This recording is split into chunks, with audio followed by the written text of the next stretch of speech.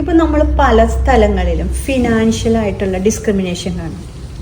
ഇപ്പോൾ സമൂഹത്തിലായിക്കോട്ടെ ഒരു discrimination, even നമ്മുടെ ഫാമിലിയിലടക്കം മക്കളെ വരെ പലതരത്തിൽ കാണുന്ന പാരൻസ് ഉണ്ട്.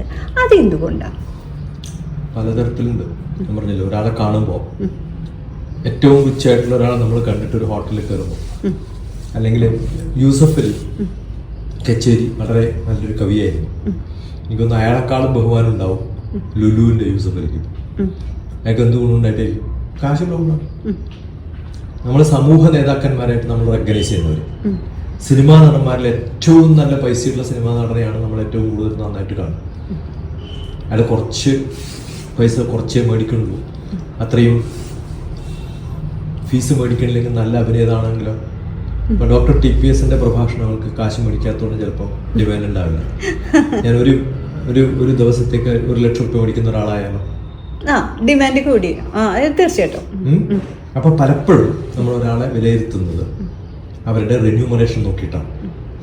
അത് നമ്മൾ അഡ്മിനിസ്ട്രേറ്റീവ് കലണ്ടറുകളിൽ കറക്റ്റാണ്. കാരണം ക്ലർക്കിനെക്കാളും ശമ്പളം കുറയണം അറ്റൻഡർക്ക്, ഓഫീസർക്ക് അതിനേക്കാളും കൂടുതൽ വേണം എന്നൊക്കെ കറക്റ്റാണ്. സ്വന്തം പാരന്റ്സിന് ഇങ്ങനെ ചിന്തിക്കാൻ പറ്റുമോ? അത് എപ്പോഴും നമ്മൾ വിചാരിക്കുന്നത്, ഇപ്പൊ നമ്മള് ഇപ്പൊ 2-3 മക്കളുണ്ട്, ഒരു മകൾക്ക് അല്ലെങ്കിൽ ഒരു മകന് പൈസ ഉണ്ട്, അവര് മറ്റവർക്ക് പൈസ ഉണ്ട്. ചിലപ്പോ ഒത്തിരി ഡൗൺ ആയ കുട്ടികൾ ഉണ്ടാവാം, ചിലപ്പോ അച്ഛനമ്മേനെ ഡിപ്പെൻഡ് ചെയ്ത് നിൽക്കുന്ന കുട്ടികൾ ഉണ്ടാവാം. എന്തുകൊണ്ടാണ് ഇവര് എല്ലാവർക്കും, നമ്മുടെ മക്കളെല്ലാവരും നമുക്ക് ഒരുപോലെയല്ല, എന്തുകൊണ്ടാണ് ഇങ്ങനെ ചിന്തിക്കുന്നത്? നമ്മൾ ഇതൊക്കെ പറഞ്ഞാലും നമ്മൾ ജീവിക്കുന്ന സമൂഹത്തിലുള്ള ഒരു ബേസിക് ക്യാരക്ടറാണ് ഞാൻ അനലൈസ് ചെയ്തത്. അത് സമൂഹത്തിന്റെ ചെറിയൊരു സബ്സെറ്റാണ്, ചെറിയൊരു പോർഷനാണ് കുടുംബം. എല്ലാവരും ഇൻഡിവിജ്വലിസ്റ്റിക്കലി സെൽഫിഷാണ്. Financially number 1 financially. രണ്ടാമത് എഡ്യൂക്കേഷനിൽ നല്ലോണം പഠിക്കുന്ന കുട്ടിയും പഠിക്കാത്ത കുട്ടിയും, കമ്പാരിസൺ എപ്പോഴും വരില്ലേ അല്ലേ? പവർ.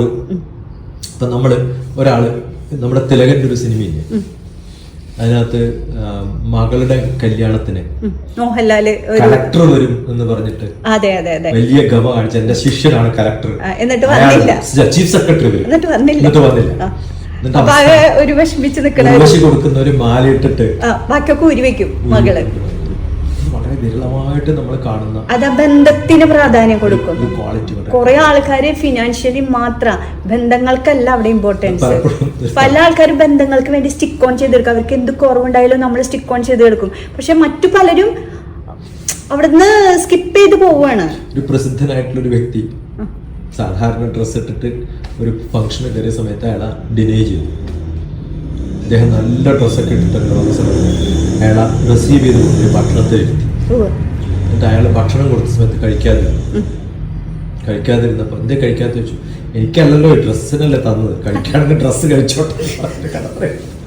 അതുപോലെയാണ് നമ്മുടെ റെസ്പെക്ട് പലപ്പോഴും ഫിനാൻഷ്യലി ഡിപ്പെൻഡന്റ്. ഞാൻ വീട്ടിൽ താമസിക്കുന്ന സമയത്ത് ഒരു അമ്മ ഒരു മകളെ കൗൺസിലിംഗ് കൊണ്ടുവരാണ്. അപ്പൊ ഞാൻ ആ സമയത്ത് സാധാരണ ഒരു കാവ്യമുണ്ടും ചിലപ്പോ ഒരു ബനിയനും ചിലപ്പോ തലയിലും കിട്ടിയിട്ടുണ്ടാവും നിങ്ങൾ പണിയാണ്. സാർ പലപ്പോഴും ഞാൻ കണ്ടിട്ടുണ്ട് അവിടെയൊക്കെ വന്നിരുന്നത് കാവ്യമുണ്ട് എടുത്തിട്ടാ വന്നിട്ടുണ്ടായിരുന്നത്. വലിയ ഫംഗ്ഷൻ വരുമ്പോഴും. അപ്പൊ ആ വന്ന സമയത്ത് ആ കുട്ടി വന്നു. അത് കഴിഞ്ഞിട്ട് ഞാൻ ആ കുട്ടി, ഞാൻ എല്ലാവരോടും ചോദിക്കും എന്നെ അറിയൂ. അപ്പൊ ഞാൻ ആ കുട്ടിയോട് ചോദിച്ചു എന്നെ അറിയോ? അമ്മ പറഞ്ഞു ഡോക്ടറാണ്. വൈദ്യരല്ലേ? അടുത്ത ഡയലോഗാണ്. നമ്മളില് ഈ ആയുർവേദ വൈദ്യൻ എന്ന് പറയുന്നത് ലോയും, ഫിസിഷ്യൻ അല്ലെങ്കിൽ സർജൻ എന്നൊക്കെ പറയുമ്പോൾ ആയുർവേദത്തിലുള്ള തോന്നൽ പോലും. അതെ, തീർച്ചയായിട്ടും. എൻ്റെ ഹസ്ബൻഡ് ആയുർവേദ ഡോക്ടറാണ്. പക്ഷേ തീർച്ചയായിട്ടും ആയുർവേദം എന്നുള്ളതും അലോപ്പതി എന്നുള്ളതും പലരും കാറ്റഗറൈസ് ചെയ്യുന്നു.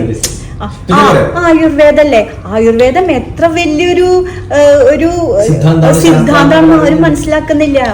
ആക്ച്വലി ഈ എന്താ പറയാ, ചില കേസസിലും മാത്രമേ അലോപ്പതി, അതിനേക്കാളും നല്ല ചികിത്സാ രീതികൾ ആയുർവേദത്തിലുണ്ട്.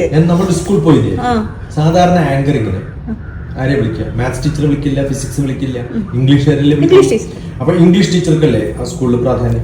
ഇംഗ്ലീഷ് ടീച്ചർ ആണെന്നുള്ള ഗമ മലയാളം ടീച്ചർക്കും ഇല്ല, ഹിന്ദി ടീച്ചർക്കും ഇല്ല. തീർച്ചയായിട്ടും മനസ്സിലായോ? അപ്പൊ എന്തിനാണ് ഇങ്ങനെ കാറ്റഗറൈസ് ചെയ്യുന്നത്?